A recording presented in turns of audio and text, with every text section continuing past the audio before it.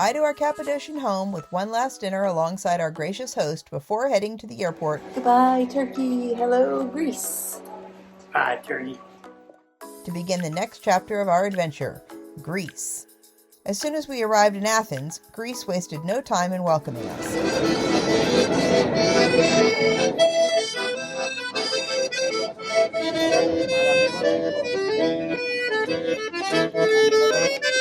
It already felt completely different from Turkey. Same Mediterranean warmth, but with its own rhythm and personality. Our hostel was located right in the middle of everything, near Monastiraki Square, one of the liveliest neighborhoods in the city, and a place where ancient history and modern Athens all collide together. Behind the square, we wandered through narrow streets packed with antiques, souvenirs, vintage items, and flea market stalls.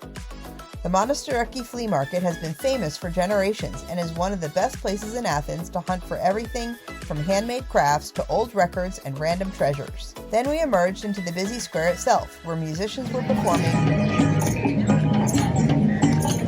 Oh, those are some good-looking strawberries. Fruit vendors lined the walkways, and artists displayed paintings and handmade jewelry beneath the backdrop of ancient ruins. Athens somehow feels both ancient and chaotic at the same time.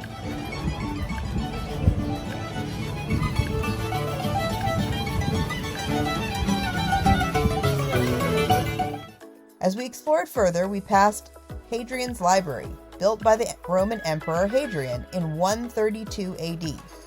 It once housed scrolls, lecture halls, gardens, and reading rooms, serving as an important intellectual center of ancient Athens.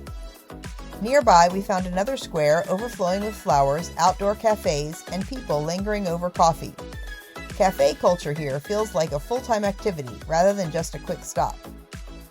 Then we stumbled across one of the strangest things we've seen in a while, a fish spa where tiny fish nibble dead skin off your feet. Equal parts fascinating and horrifying.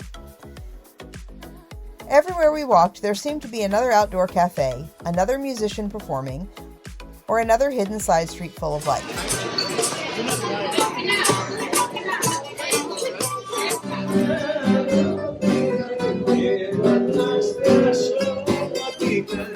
Eventually, we wandered into Anafiotika, one of the most charming little neighborhoods in Athens. Built in the 1800s by workers from the Greek island of Anaphi, the area was designed to resemble a Cycladic island village, a charming white and blue Greek island aesthetic, whitewashed houses, narrow winding alleys, colorful doors, and flower-filled courtyards directly beneath the Acropolis.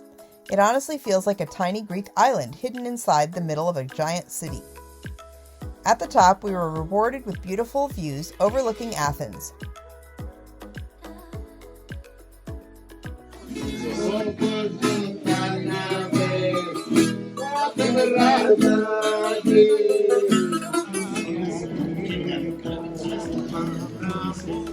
While bright red poppies and wildflowers bloomed everywhere around us. From there we climbed up to Areopagus, also known as Mars Hill, a rocky outcrop just northwest of the Acropolis with panoramic views across the city and straight toward the Parthenon. So the Apostle Paul, in 51 AD, is said to have taught the Athenians the tenets of Christianity from the summit of this very hill. So the Apostle Paul walked here. That is insane. In ancient times, this hill was used as a high court for trials. According to Christian tradition and the book of Acts, it's also where St. Paul delivered his famous sermon to the Athenians about the unknown God. After climbing around carefully on the slippery marble rock and enjoying the views, we headed back down in search of food and found a mix of traditional Mediterranean favorites: falafel, hummus, and tabbouleh.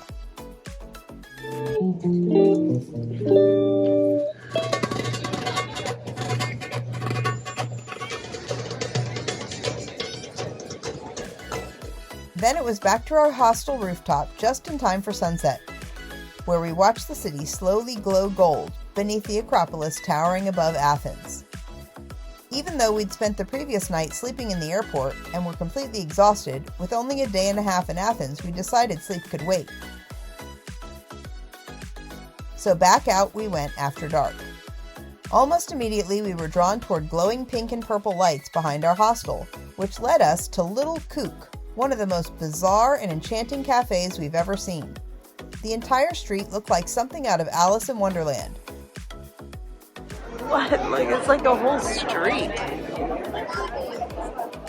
Staff dressed as storybook characters wandered between giant decorations and fantasy displays, while fairy tale desserts covered every table.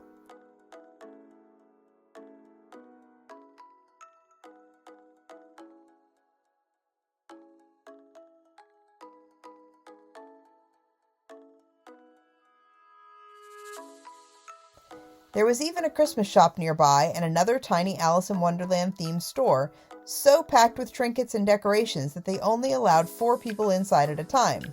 And naturally, it was staffed by the Mad Hatter himself. Back around Monastiraki Square, the city was somehow even busier at night. The cafes were overflowing, music echoed through the streets, and every corner seemed to have another gelato shop calling our names.